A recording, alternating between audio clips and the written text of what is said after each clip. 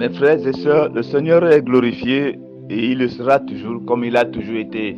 Notre Seigneur Dieu, celui-là qui est l'alpha et l'oméga, notre rose de Saron, notre étoile brillante du matin, le Seigneur Jésus-Christ qui a été donné dans le monde par qui l'homme peut être sauvé. En dehors de celui-là, nous ne trouvons de salut nulle part. La parole de Dieu nous dit que sous le ciel et sur la terre, il n'y a aucun nom qui a été donné parmi les hommes par lesquels nous devrons être sauvés, à savoir Jésus-Christ. Nous sommes reconnaissants à Dieu parce qu'il nous donne encore le privilège de nous approcher de lui par sa parole.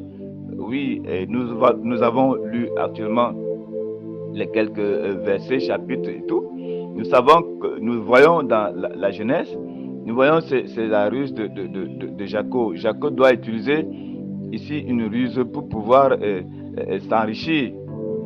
Il faut qu'il mette un peu son talent en jeu. Et vous savez que Jacob a été quelqu'un qui est toujours un peu plus malin, même au niveau auprès de son frère Ésaü.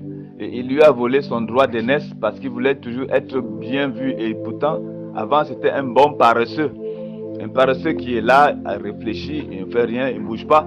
Et puis, lorsqu'on travaille, il cherche toujours à manger. Et vous savez qu'un paresseux est quelqu'un qui cultive la ruse, la malignité pour tromper les autres. Les autres sont là, ils cherchent, ils se battent pour leur survie. Le paresseux, lui, va rester là, il va calculer comment il va tromper, comment il va mentir, comment il fera pour sa survie.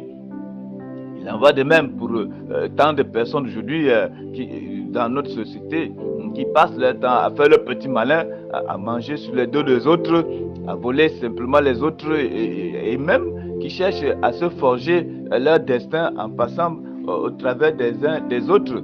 Voilà, il y a beaucoup de personnes aujourd'hui qui font de leur vie rien que en dupant les autres, en arnaquant les autres. Ils passent toute leur vie simplement à faire du vol, à tromper. C'est des gens qui ne voudraient pas vraiment souffrir, c'est-à-dire faire ce qui est juste, c'est-à-dire souffrir un petit peu pour avoir, bon, bien qu'en faisant cela, c'est aussi un genre il faut être vraiment très intelligent pour tromper ou pour voler. Pour escroquer, il faut cultiver, il faut être quelqu'un qui est très intelligent pour tromper. Et puis aussi, comme il y a beaucoup de naïves personnes qui sont là et se battent uniquement pour leur vie et ne sont pas intelligents, alors ces personnes aussi se laissent tromper. Et puis, alors, lorsqu'elles se laissent tromper, c'est plus tard lorsqu'on constate, on fait un constat, on voit que, voilà, tu as été trompé par tel, et l'autre aussi t'a trompé, ça devient maintenant un problème entre l'un ou l'autre. Lorsque vous apercevez un de ces quatre que votre personne avec qui vous étiez là, celui qui disait « Ah, je t'aime beaucoup, vraiment, sans toi, je peux rien, je ne pourrai jamais t'abandonner. Oui, tu es tout pour moi. » Vous voyez que c'est quelqu'un il vous a trompé. Carrément, tout ce qu'il a pu dire avant, peut-être qu'il le disait pour votre argent. Il était là simplement parce qu'il savait que il mange à partir de vous. Il a tout ce qu'il faut, mais il a intérêt à vous dire des bonnes paroles pour que vous soyez aveuglés. Lorsque vous êtes aveuglés par ces paroles, oh, je t'aime, c'est toi, je n'ai personne, alors que vraiment, il n'est pas un avec vous. Lorsque vous vous apercevez plus tard, parce qu'il n'y a rien qui ne sera jamais découvert, même lorsque vous êtes trompé, plus tard toujours, vous arrivez à découvrir. Le problème, c'est que lorsqu'on découvre, maintenant, la personne qui vous trompe va se démarquer. Elle sait qu'elle vous a fait du mal et elle ne peut pas rester continuellement à côté de vous parce qu'elle se dit que vous allez vous venger d'elle.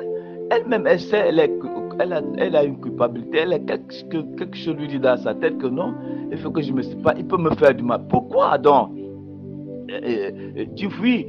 Pourquoi tu dois essayer de marquer que celui à côté de qui hier tu disais, oh c'est mon, je ne te laisserai jamais, je serai toujours avec toi. Parce qu'il y a le mal qui est rentré en toi.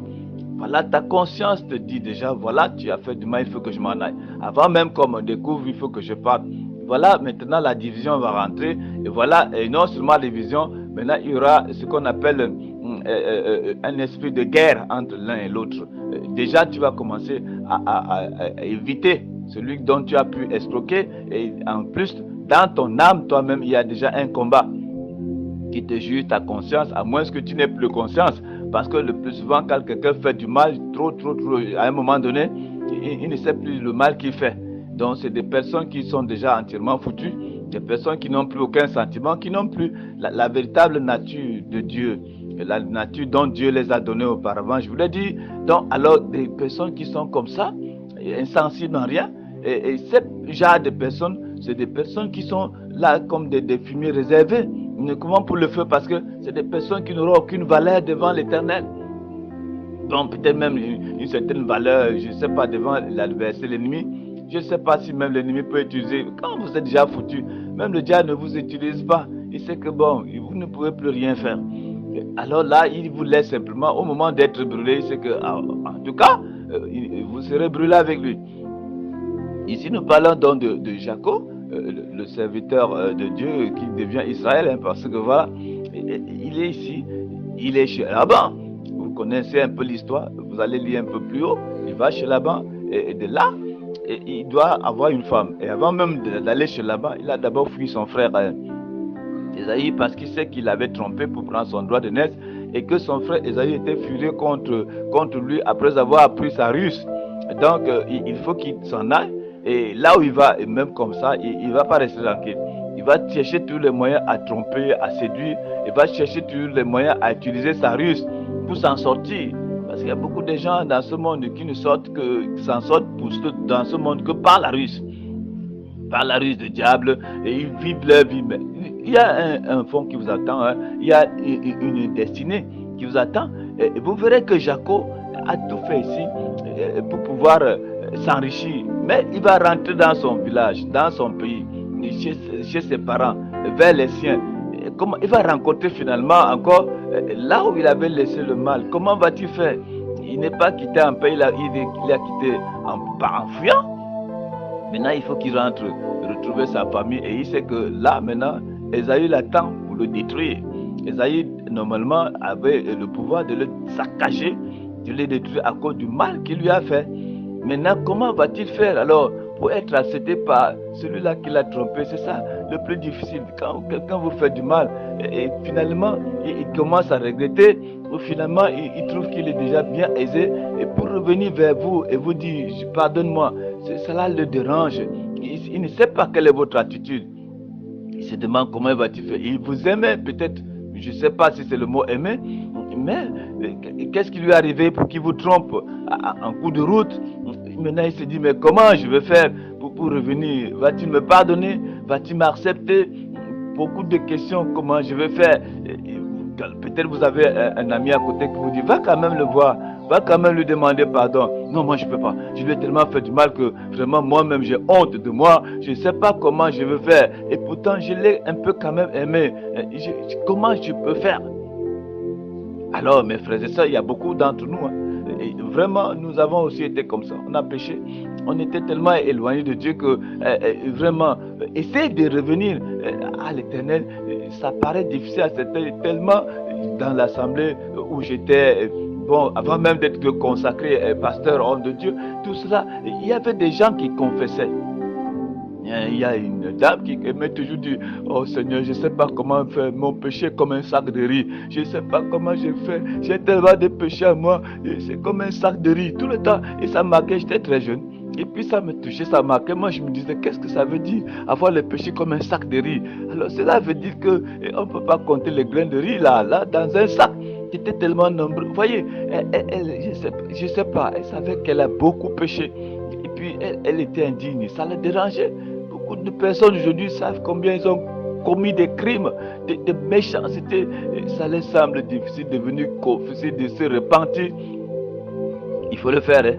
Il vaut mieux tard que jamais. Il faut faire, confesser, rentrer en vous. Dieu est là, il vous écoute. N'essayez pas de penser que c'est trop. Et c'est comme ça que le diable vient vous dire, mais tu as tellement péché que gars, Dieu ne veut pas des gens comme vous là. C'est trop ça. Continue à faire à boire tes alcools. Continue, reste dedans, c'est trop. Tu peux pas. Vous ne pouvez pas avoir grâce de Dieu. Je connais ce Dieu, il ne tolère rien, il ne va pas vous recevoir, tu vas baisser cet homme. Ah, là il va te faire du mal, il va te rendre ce mal, il ne peut jamais te pardonner, tu lui as ruiné la vie, tu as gâché sa vie, il ne peut pas te pardonner. Alors, le diable vous met ça à cœur. Vous serez maintenant obligé de l'esquiver, de le fuir. Les contacts dont vous aviez auparavant avec lui, vous n'avez plus le courage de le parler, vous avez la honte, vous ne pouvez plus dire chérie, ça va, comment c'est difficile. À peine vous allez lui parler au téléphone, à peine vous allez l'appeler parce que ça ne tient pas dans vous. Il vaut mieux que vous le lui dites. Si vous vraiment vous l'aimez, vous aimez votre Dieu, allez vers lui. Dites vraiment, je suis dépassé, je suis désolé, mais faites-le de tout cœur. Ne le faites pas par malice, parce que lorsque on demande pardon par malice, ça ne part pas. Même celui-là, il peut te pardonner par ignorance. Oui, bon, je te pardonne, voilà, j'oublie. Mais il a un cœur pur pour te pardonner. Mais si maintenant, tu demandes ce pardon et simplement, tu veux seulement accepter de sa bouche, oui, je t'ai pardonné. Et que tu ailles, tu rentres, continues encore à arnaquer, à faire ces sottises-là, à tromper. Tu feras que finalement, c'est toi qui es dans les problèmes. Et ton sort sera beaucoup pire encore. Vous voyez, quand cette femme qui avait été arrêtée en flagrant délit d'adultère, elle méritait dans le livre de Matthieu, oui, je crois, oui, et cette femme est arrêtée en flagrant délit d'adultère. Et il faut qu'elle soit lapidée. Bon, parce que selon la loi, il fallait qu'elle soit lapidée. Quand on arrêtait une femme comme ça, flagrant délit, on l'a lapidée jusqu'à ce qu'elle mourait. Et voilà, elle se trouve brusquement devant le Seigneur Jésus. Alors les gens profitent pour dire, ah voilà même celui-là qui nous parle de la grâce de Dieu, de l'amour de Dieu. Nous allons l'écouter maintenant. Il dit, mais voilà Seigneur, toi qui es là tout le temps, tu parles d'aimer son prochain, de faire du bien. Voilà cette femme, selon la loi, il nous a été dit que si nous rencontrons de pareilles femmes en flagrant délit, nous devons la lapider. Et quoi? Alors que penses-tu? Alors, il faut que maintenant Jésus-Christ entre en scène, et puis que Jésus entre en scène pour pouvoir voir comment il peut sauver cette femme qui a été attrapée en flagrant délit d'adultère. Et c'est là où Jésus va commencer à leur poser la question à eux, en disant, bon, vous qui êtes là, c'est vrai, vous l'avez arrêté en flagrant délit, ok? Alors, maintenant, qui parmi vous n'a pas encore péché? Qui me disent? Qui parmi vous est là et se sent pur, du plus petit jusqu'au plus grand. Ils ont été tellement confus qu'ils se sont mis donc à repousser chemin du plus petit jusqu'au plus grand. Personne n'a eu à condamner cette femme parce qu'elle a pu rencontrer le Seigneur qui a pris sa cause, qui a défendu sa cause. Et lorsque tous sont partis, tous ceux qui accusaient la femme sont tous partis, Jésus se lève maintenant et il demande à la femme, bon alors, où sont ceux qui t'accusaient? Elle se tourne et voit, il n'y a plus personne. Et il n'y a plus personne qui l'accuse. Ah voilà, Jésus dit, voilà, il n'y a personne. Mais va et ne pêche plus. Voilà ce que Jésus lui dit. Il dit, va et ne pêche plus. C'est-à-dire, rentre maintenant, tu es libre, tu mourrais là tout à l'heure. Je vais te lapider, c'était selon la loi. Mais voilà que ton sauveur t'a libéré. Va, ne pêche plus. Va, ne recommence plus. Parce qu'il peut t'arriver quelque chose de pire. Et c'est ainsi que le Seigneur est venu, nous a donné cette grâce-là. Il nous a libérés par son Fils Jésus-Christ. Jésus-Christ a pris sur lui la peine qui était réservée pour nous. C'est-à-dire la condamnation qui était pour nous. Jésus-Christ a pris sur lui. Il a pris sur lui. Nous étions un genre de Barabbas. Parce qu'il était question de savoir, au moment où on livrait Jésus, de libérer le prisonnier Barabbas qui était meurtrier, ou bien de libérer ce Jésus, un innocent personnage. Maintenant, il était question de choisir. Et il fallait normalement qu'on libère Jésus qui n'avait pourtant rien fait de mal. Il était seulement accusé, il se dit enfant de Dieu, il se dit fils de Dieu, il fait les miracles, il fait du bien aux gens. Ce n'est que c'est ça simplement qu'on a mené comme accusation sur cet homme-là de bien. Comment on va accuser quelqu'un qui fait du bien, qui guérit les malades? Quel est le mal dedans?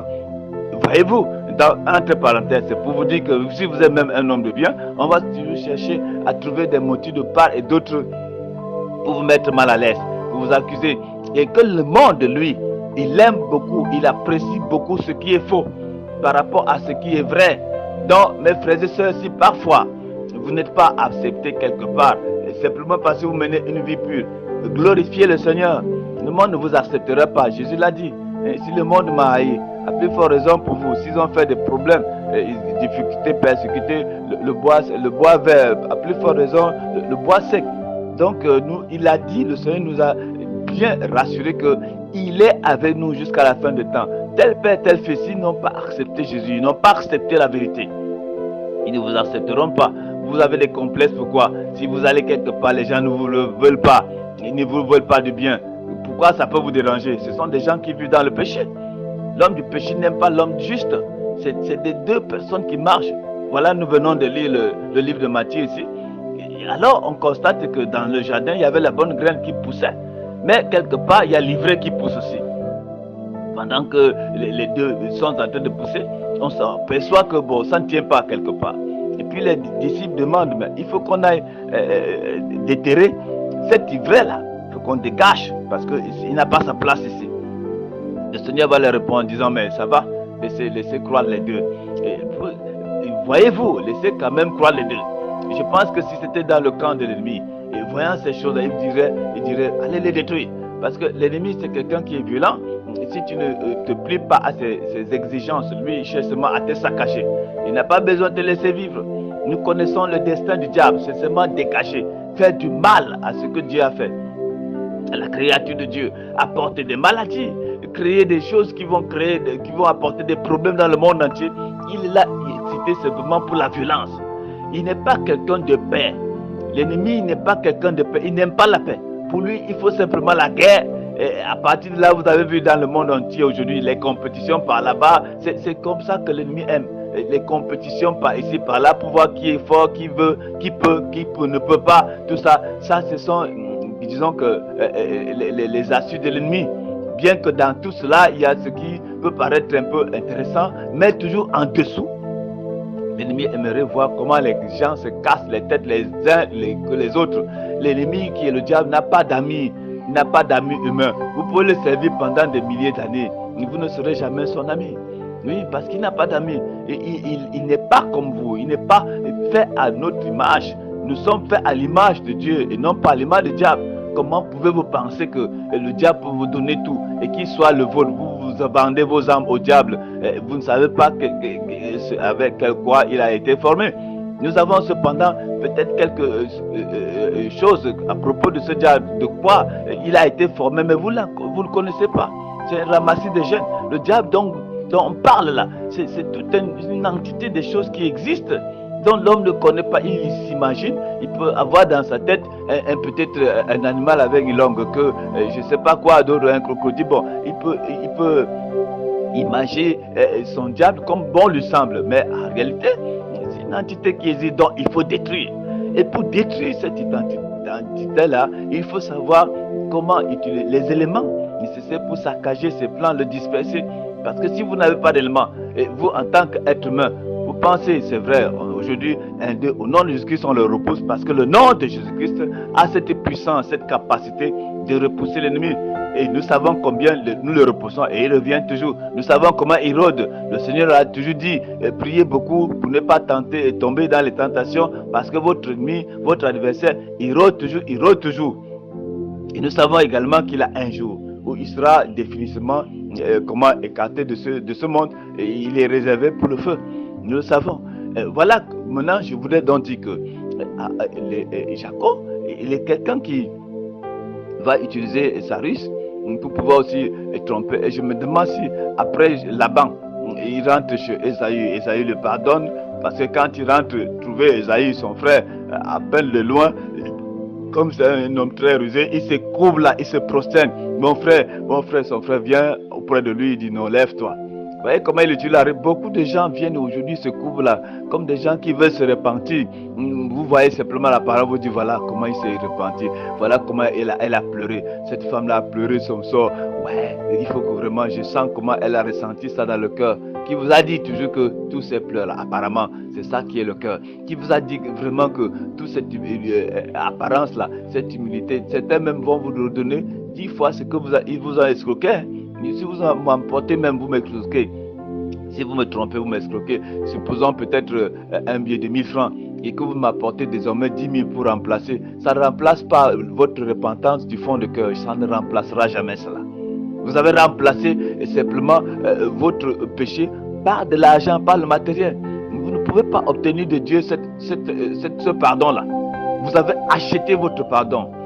Et là, le pardon dont Dieu donne ne s'achète pas. C'est une repentance sérieuse. Même si vous venez vers moi me demander pardon de tout cœur, sans argent, Dieu vous écoute. Mais si vous venez avec beaucoup d'argent, oui, mais je lui ai demandé pardon, je lui ai donné 10 fois ce que j'avais volé. Non, non, non, ça ne colle pas. Il y a des gens, j'ai entendu l'histoire de quelqu'un qui a volé l'argent de son frère, il est allé, il s'est enrichi aux États-Unis, et il est venu, et puis après peut-être 10 ans, il a remis à son frère 10 fois cet argent. Oh mon frère, et il était orgueilleux, mais je t'avais pris 1 million, voilà, je te donne 10 millions de francs. C'est pas comme ça le pardon. Le pardon, c'est pas une affaire qui émane de l'argent ou bien des matériels, non. Non, non, non, non, c'est une affaire de conviction, une affaire sincère, de conscience, parce que ça joue dans ton être intérieur. Tu m'auras beau donner cet argent, j'aurais pu prendre, oui, merci, oui, je te pardonne, mais si toi-même, tu l'as fait en fonction de l'argent, tu as perdu ton âme, ton argent est dans l'eau. Voyez-vous, voyez un peu ce que je vous ai dit. Il faut faire parce que tu sens que tu avais fait mal. Même si tu viens sans argent, et même si tu viens avec l'argent pour compenser ta douleur, il faut que d'abord que tu prouves sérieusement, sincèrement que oui, j'ai haï, je hais ce que j'ai pu faire. Je ressens que j'ai fait du mal à ma maman. Maman, pardonne-moi. Vraiment, j'étais beaucoup blessé. Oui, je ne savais pas ce que je faisais. Oui, je suis dans la drogue, je fais n'importe quoi, je bastonne, je fais des bagarres. J'étais trop irrité et j'ai mis toujours ton cœur en l'air, maman. Pardonne-moi de tout cœur. Et lorsque il y a ce pardon, il faut qu'on sente aussitôt un changement. Vous n'allez demander pardon à ton frère. Il faut déjà que tu gardes comment tu vas changer. Que tu ne viens pas demander, oui, après je passe, tu demandes pardon à l'autre, après tu passes. Le pardon, lorsqu'on vient demander, n'est pas comme un simple jeu. Il faut faire comme ça, après c'est tel et tel passe. À force de faire ça, vous êtes en train de vous détruire sans le savoir. Parce que Dieu note tout effet et geste de chaque être humain. Que tu sois grand, petit, homme ou femme, tout geste humain qui se fait entre vous est noté par Dieu, est notifié par Dieu dans les cieux. Il note tous vos faits et gestes. C'est pour ça qu'en ce dernier moment, en ce dernier jour, lorsque vous allez vous présenter devant le trône blanc dans Apocalypse 20, où le trône blanc se présentera, vous allez voir, tout sera miré. Vous allez vous mirer devant ce trône blanc. Ce n'est personne qui va vous dire, oh oui, tu m'avais pris l'argent, tu m'avais jamais remis. Il vient me remettre. Non, mais ces personnes, vous les verrez où? Vous serez devant votre écran personnel et tout va se mirer. Toutes les bonnes choses que vous avez fait, que ce soit dans vos maisons, vos fétiches là, vos grilles, tout va se mirer comme ça devant vos yeux. Et à partir de ce moment, vous prendrez votre propre chemin. Alors, si cela vous conduit aux ténèbres, il n'y a pas de puissance pour emmener. Il n'y en a pas. C'est le seul moyen de vous sauver et d'être épargné de cette situation. C'est dès maintenant de votre vivant. C'est dès maintenant que vous pouvez demander que Dieu vous sauve, qu'il enlève, qu'il efface tout ce qui est déjà classé sur le tableau blanc là, qu'il essaie de l'effacer par son sang pour que vous deveniez pur, que vous soyez propre là. Si vous attendez, vous ne pouvez pas échapper. C'est difficile, personne ne peut dire que, ah oui, ce dernier jour, peut-être qu'on va peser le bien que j'ai fait. Peut-être ça pourra dépasser le mal. Qui vous a dit ça? Ça, c'est la pensée humaine. Vous ne savez pas que le petit mal que vous avez fait là, en faisant tout un grand bien du monde, peut toujours surpasser le grand bien du monde. Vous ne pouvez pas connaître ça spirituellement. Ah, je lui ai seulement dit, oh, va-t'en, tu n'es rien. C'est ça, le va-t'en, tu n'es rien là, qui peut surpasser tous les dons que j'ai donnés au monde entier. Ah, mais oui, ça peut surpasser. Ça dépend de le mot qui est sorti. Et ça dépend de la circonstance. Ça dépend de sur qui tu dis le va-t'en là. Tu peux dire va-t'en et insulter un ange. Et vous allez payer, vous pouvez payer votre péché après avoir insulté un ange. Avec quoi? Vous pouvez dire un mot comme ça là. Et si vous avez blasphémé contre le Saint-Esprit devant un personnage qui ne signifie rien, et vous dites n'importe quoi, rien que le mot qui est sorti de votre bouche, vous pouvez même apporter des millions et des milliards, ça ne remplacerait pas le blasphème. Et si c'est un blasphème, cela ne sera jamais pardonné, ni dans ce siècle, ni dans le siècle à venir. Et comment allez-vous faire? Vous allez dire, je pensais que dans votre raison là, ça pourra vous entraîner à la perdition. Il faudrait faire attention et réfléchissez beaucoup avant d'agir. et réfléchissez de la manière positive. Et si vous n'avez pas, vous ne savez pas comment faire, demandez conseil aux hommes de Dieu, aux véritables hommes de Dieu qui vous aident. Ne soyez pas des gens orgueilleux. Ne pensez pas que parce que vous allez vous chantez à l'église, vous peut-être même vous lisez la parole, vous entendez, ou bien vous avez des prédicateurs qui vous apportent la parole de Dieu, que vous êtes sauvés. Non, le salut ne vient pas simplement parce que ce que vous croyez là. Le salut vient à partir de votre vie formée par la parole que vous écoutez. Si la parole que vous écoutez, la parole de 10 prédicateurs, de 20 ou 100, si ça ne transforme pas vos vies et que vous êtes seulement content sur le fait que vous écoutez partout, vous enrichez, vous enrichissez et ça vous fait cette connaissance et qu'en vous, vous n'avez pas cette transformation, vous êtes un airain qui résonne. L'apôtre Paul même s'est méfié. L'apôtre Paul même il a eu à dire qu'il faut que je fasse attention. Moi, je n'ai pas besoin de prêcher aux uns et d'être délaissé. Bien qu'il avait des révélations, il était mieux dans la parole de Dieu. Mais il savait comment il devait faire attention sur son chemin. Parce que dans la parole de Dieu, la parole de Dieu, là, il y a la délicatesse des choses. On ne peut pas faire n'importe comment lorsqu'on est dans le Seigneur. On essaie de vérifier toujours pour voir s'il n'y a pas une tâche quelque part sur nous. On ne peut pas danser, non, je suis déjà bien, je suis sauvé parce que j'ai cru en Jésus-Christ. Crois au Seigneur Jésus, tu seras sauvé, toi et ta famille, tu seras bien sûr.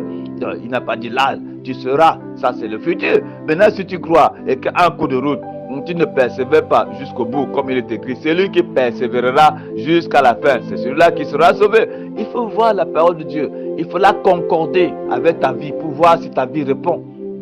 Si ta vie ne répond pas dès maintenant, commence à changer de conduite. Si tu as fait du mal à quelqu'un dont tu reconnais dans ta conscience, demande-lui pardon avant qu'il ne soit tard. Tu ne sais pas le lendemain.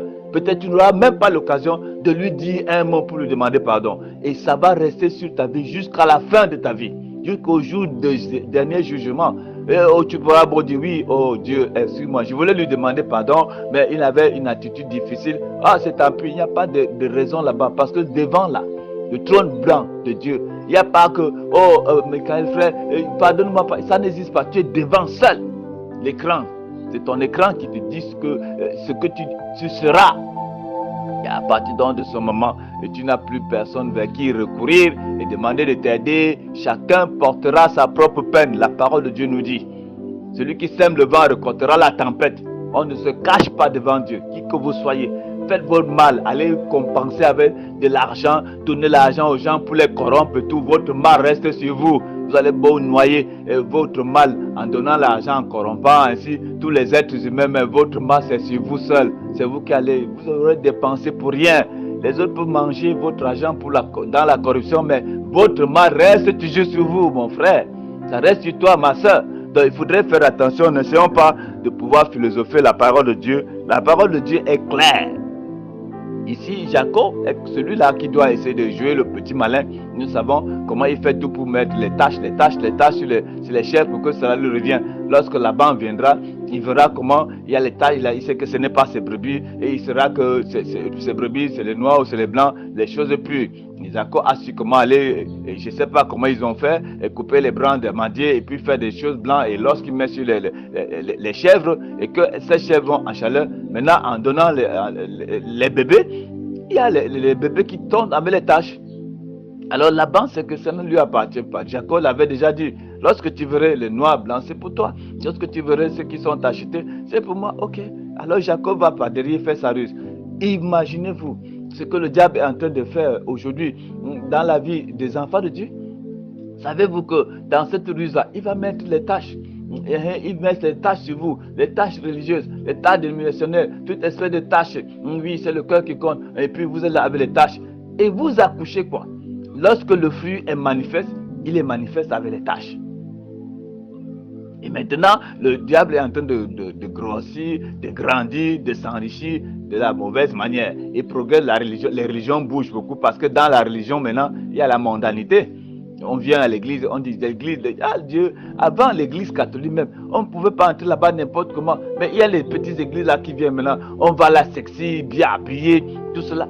Des choses dont même l'église catholique condamne. C'est ce que même les gens font aujourd'hui librement.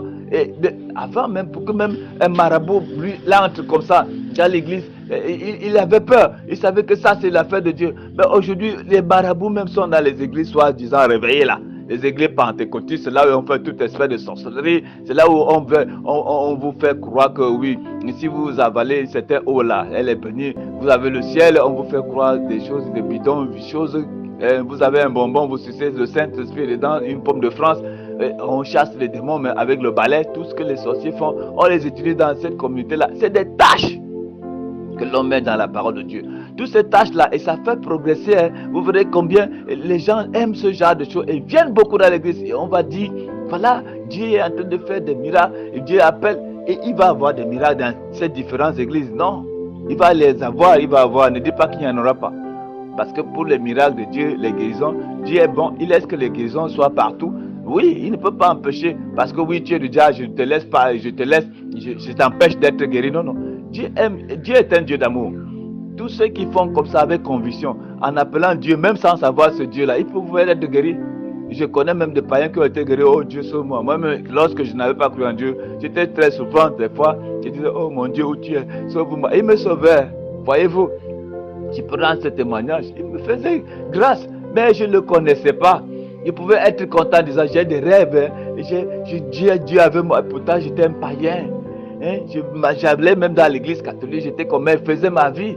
J'avais des révélations, des songes et tout, mais je faisais ma vie. J'étais tellement content de voir que Dieu parle. Ah, pourtant, je ne le connaissais pas. Vous allez dire, mais comment l'homme de Dieu peut dire ça? Je ne le connaissais pas encore. Excusez-moi de vous dire. Mais lorsque j'ai connu Dieu, comme il faut connaître Dieu, j'ai compris que j'étais plein de mélanges.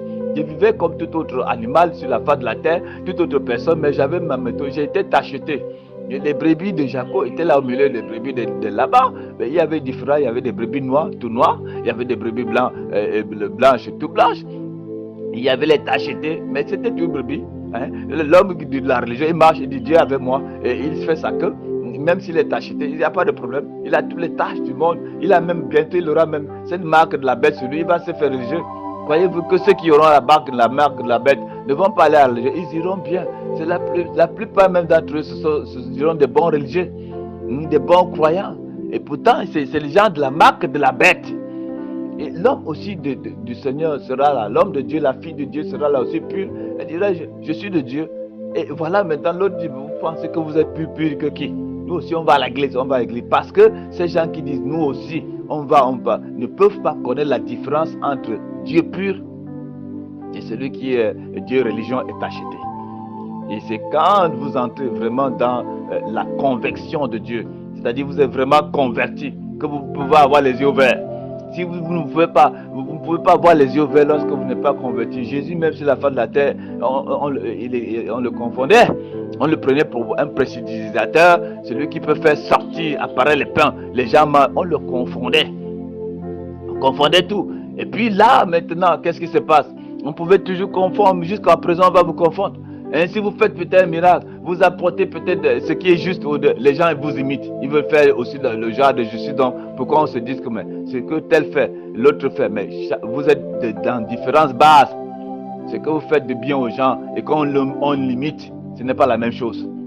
Quelqu'un peut bien vous imiter, rire au quartier avec les autres, faire du bien comme vous. Pourquoi on dit que tu as fait? Mais vous êtes dans différentes bases.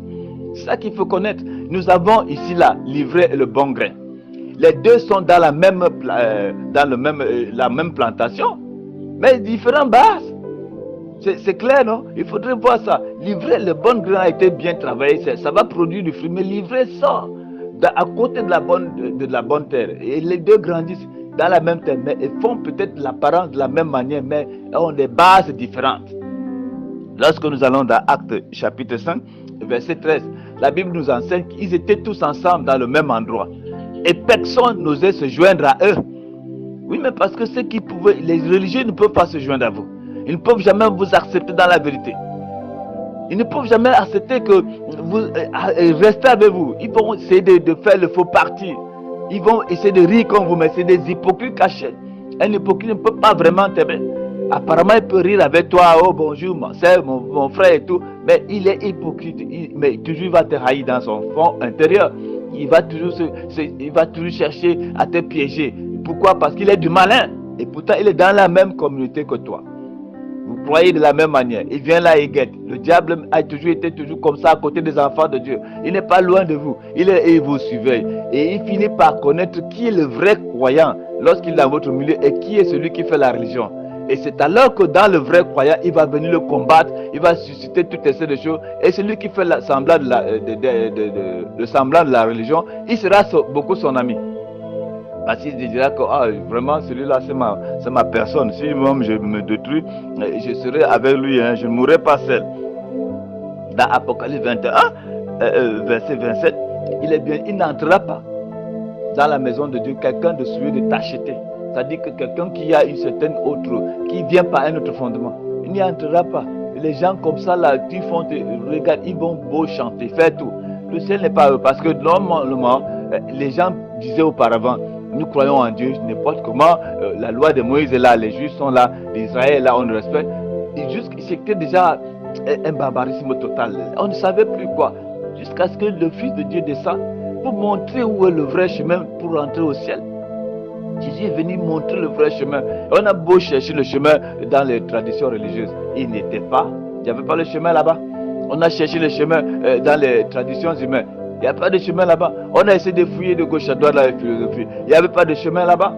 Et les gens pourtant louaient Dieu. Ils disaient qu'ils connaissaient Dieu. Dieu se manifestait. Il se faisait connaître par des guérisons de part et d'autre, par des merveilles naturellement. Voilà ce qu'il faudrait savoir. Mais il a fallu que Jésus... Philippe demande à Jésus, mais Seigneur, où est donc le chemin? Jésus dit, mais Philippe, depuis que vous êtes avec moi ici, le chemin, c'est aujourd'hui que tu me demandes ce truc. Il dit, mais je suis le chemin, je suis là. Donc, le Seigneur a voulu montrer aux gens que c'est lui le chemin. Et le chemin, il nous l'a montré. Lorsqu'il est monté tout droit au ciel, c'était là le chemin du ciel. Et pour entrer dans ce chemin, il faut être en Jésus pour monter comme lui. Si vous êtes hors de lui, comment vous pouvez arriver à monter? Le chemin du ciel, ce n'est pas le chemin terrestre. Aucun avion ne sait où ça se trouve.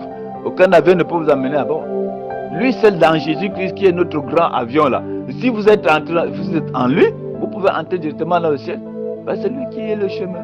C'est lui qui nous... C'est là où c'est toute la vérité. C'est notre grand boïde. Si vous n'êtes pas, si vous êtes hors du Seigneur Jésus, vous ne pouvez pas savoir le chemin du Seigneur. Le chemin de Dieu, vous ne pouvez jamais le savoir. Quelles que soient vos confessions. Hein. Confessez ce dont vous avez besoin. Dites ce que vous voulez. Témoin de Jéhovah, catholique, protestant, baptiste, tout ça. Vous êtes très loin.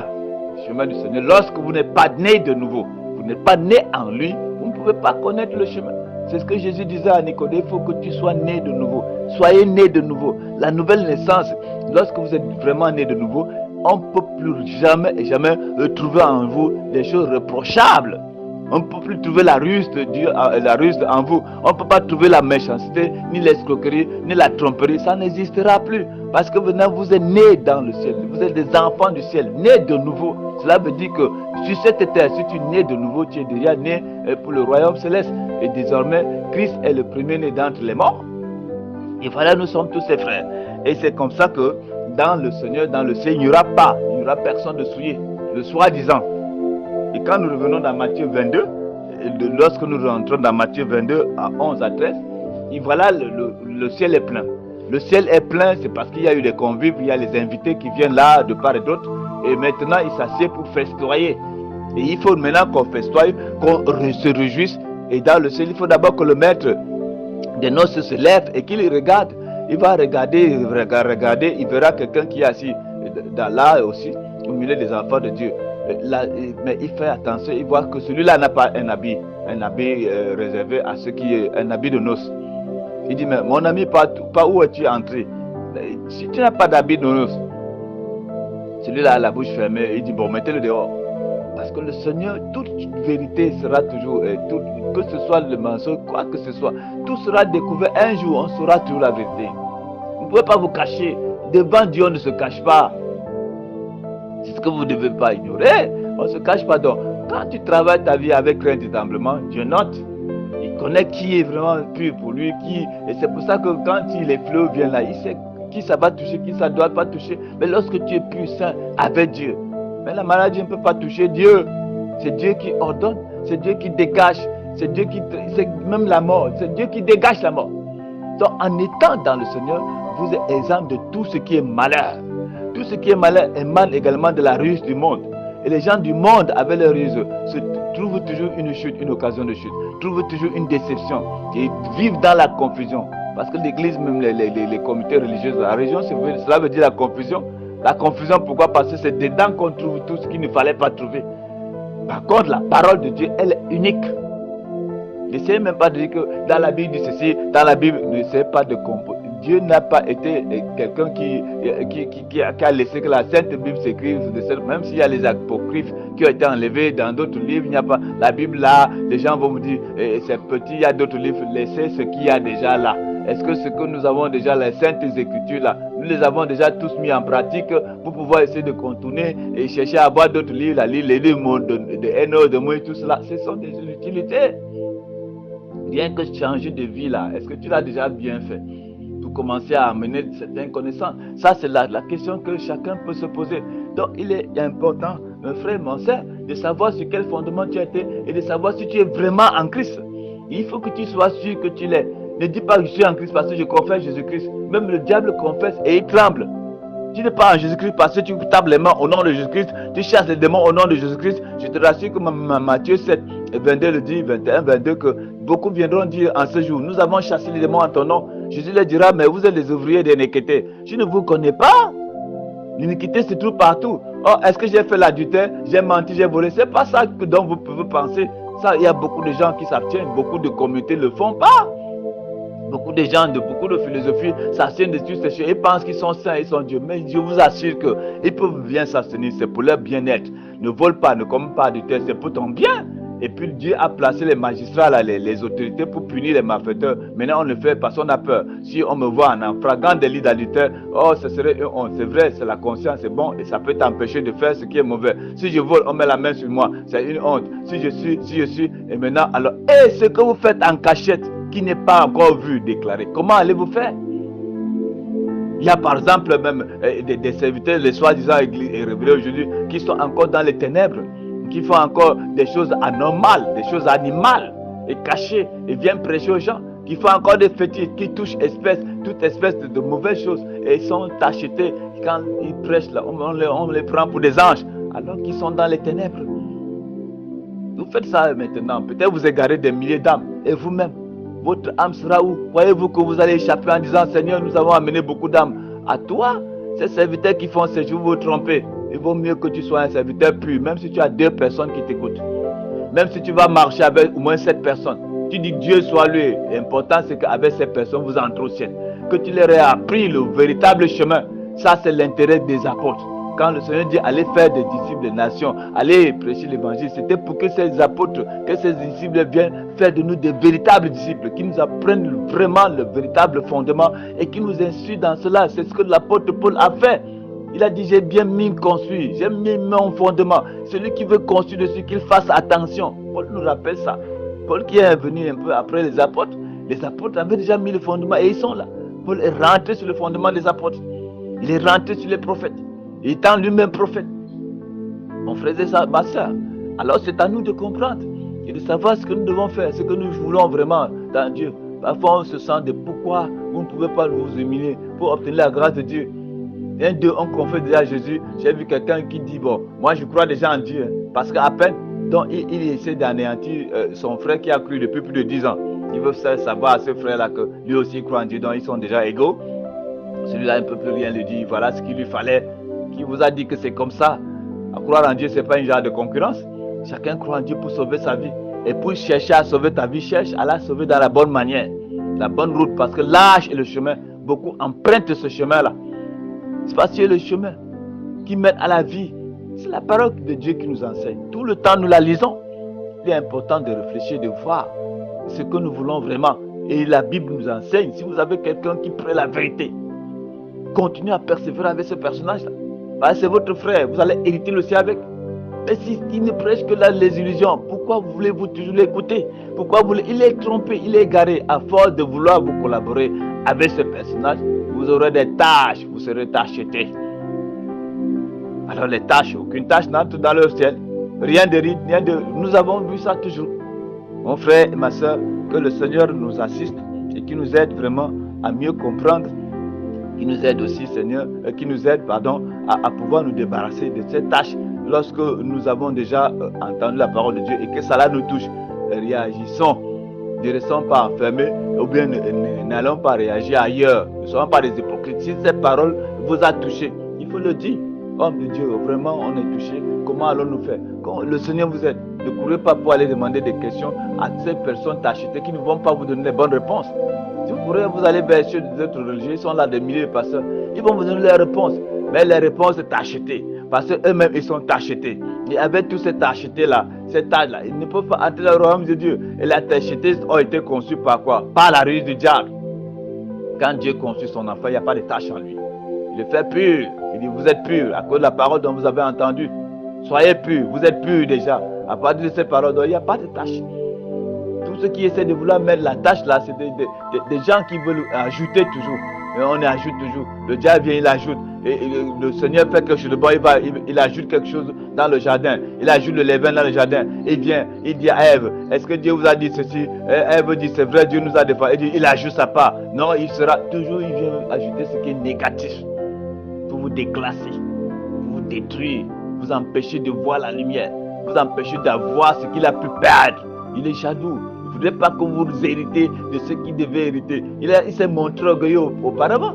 Il a cru qu'il avait tout peut faire comme bon lui semble. Il a manqué du respect à son créateur. Et voilà où il se trouve aujourd'hui. Il est dépassé pour revenir parce que ce qu'il a gâté là, dans son royaume, il a chuté et c'est à vous maintenant qu'est réservé ce bonheur-là. Il va vous empêcher par tous les moyens pour que vous allez gagner ce qui lui avait été réservé, ce qu'il gouvernait avant. Vous voyez qu'il va vous laisser respirer. Il va essayer de vous détruire même par la religion. Il va essayer de vous détruire même en vous trompant de plusieurs manières, en amenant même des problèmes de part et d'autre. Vous qui voulez vivre pieusement en Christ, vous serez haï, persécuté. Il va vous cibler, il va vous perturber, il va jamais vous tuer, mais il va vous déranger jusqu'à ce que vous-même vous arrivez à laisser la foi et vous entrez dans la région. Vous faites comme le monde, vous cherchez l'or du monde, vous vous enrichissez illicitement, vous cherchez de part et d'autre comment devenir très riche pour qu'on applaudisse. Voilà un vrai homme de Dieu maintenant. Voyez, il monte dans une voiture fumée. C'est un véritable homme de Dieu. Oui, on commence à crier, oh, homme de Dieu, femme de Dieu. Oui, il va vous tromper. J'ai entendu une voix. La femme de Dieu va dire, Dieu m'a parlé comme ça. Je suis comme ça, je suis une ceci. Il va vous encenser, il va vous exciter à sortir hors de vous. Si vous n'avez jamais reçu une véritable révélation de Dieu, ne le dites pas. Ne dites pas pour vous faire savoir, pour vous faire connaître. Mais si vous avez une instruction qui vient de la part du Seigneur, ainsi dit le Seigneur, dites-le, vous serez bénis. Si vous avez dit une chose qui ne vient pas de Dieu, vous êtes coupable, vous êtes responsable de cette chose. Et le diable sait comment il utilise ses ministres. Des fois, le diable peut vous montrer des choses réelles. Et vous allez dire, mais il faudrait toujours demander à Dieu de vous aider. Pour que ce que vous dites, que ce soit parce qu'il le veut, pas parce que vous obéissez au diable. Vous voyez comment la foi, elle est délicate. Elle est très délicate. Vous avez bien dit, homme de Dieu, c'est pas facile de discerner, c'est vrai. Je vais vous donner l'histoire de quelqu'un, un homme de Dieu qui, dans le temps, le Moyen-Âge, c'est un homme de Dieu puissant. Dieu l'a tellement utilisé. Il avait en lui des guérisons, des miracles. Même parmi même les hommes de Dieu, il s'appelait Martin. Parmi les hommes de Dieu, il a été l'un des hommes de Dieu vraiment qui avait beaucoup de miracles. Et simplement, vous allez savoir, je vous ai déjà prêché ça plusieurs fois. Parce qu'il avait commis certains petits, bon, je ne sais pas si le geste était petit, mais il avait fait un geste dont il fallait faire. C'est quelqu'un qui savait aider. Il avait de l'amour. Il a trouvé un jour un fou. Pendant qu'on l'attendait prêcher, il était diacre de son église. Il attendait prêcher ce jour et ce jour il pleuvait. Il est venu un peu en retard et en passant près de la porte de l'église, il a trouvé un fou qui était trempé là, tremblant. Il ôte son manteau, il coupe en deux. Il donne la meilleure partie à ce fou pour qu'il se couvre contre la pluie et tout. Et il prend l'autre petit morceau, il met sur la tête. Il va maintenant prêcher pendant qu'on l'attend. Il dit, mais homme de Dieu, tu es venu un peu en retard. Qu'est-ce qui se passe dans la nuit? Et il voit dans une vision quelqu'un qui se place devant lui. Et c'est le fou avec ce manteau. Il voit, c'est le Seigneur qui lui dit, tout ce que vous aurez fait à l'un des plus petits qui croit à moi, c'est à moi que vous avez fait. Il se réveille dans la vision. Depuis ce jour, il a commencé à voir sur lui des miracles. Si je vous raconte ces miracles, c'est tellement beaucoup. Cet homme de Dieu, bien que il ne pouvait pas imaginer qu'en faisant ce geste d'amour, d'après l'amour de Dieu, aujourd'hui, si on vous dit certaines choses, vous allez commencer à faire parce que vous attendez de Dieu. Non, faites les choses par conviction. Quand vous aidez quelqu'un, ne regrettez pas. Si vous avez un homme de Dieu qui est dans le besoin, ne dites pas j'ai déjà aidé l'homme de Dieu là, je ne le fais plus. Ou bien je l'ai aidé, qu'est-ce qu'il fait avec cela? Vous commencez à contrôler. Non. Vous avez une certaine récompense quelque part. Dieu sait à quel moment il développera cette récompense sur votre chemin. Ce n'est pas à vous de commercer avec Dieu. J'ai donné, il faut qu'il donne. Dieu sait. Il sait comment il réserve votre bénédiction quelque part. Il sait que vous allez marcher jusqu'à un certain niveau. Maintenant, il va débloquer ce qui avait été réservé pour vous. À ce moment-là, ça vous aidera à mieux continuer la marche. Je vous disais donc, parler donc de ce matin, un de ces jours, le diable a vu que c'est un homme qui est très célèbre et que vraiment, il était apprécié et le Seigneur l'utilisait. Voilà le diable qui vient et se place devant lui un de ces jours pendant qu'il est toujours dans la vision et prie. Il se plaint et dit, ah, Martin, je suis ton Dieu. J'ai écouté tes prières, je suis venu maintenant t'exaucer. Alors il se place là avec une couronne qui brille sur sa tête. Martin lève les yeux et il regarde. Il voit, il aurait pu se prosterner en disant, ah oui, mon Seigneur, oui, vraiment, oui, oh, maintenant, merci beaucoup. Il a discerné, il a regardé, il est rentré dans la parole de Dieu. Il a dit, rien de moi, Satan, le diable a disparu. Pourtant, il était un ange lumière. Ah, mes frères et sœurs, c'est une parenthèse. Faisons très attention à ce moment où le diable est entré dans les églises pour tromper les gens.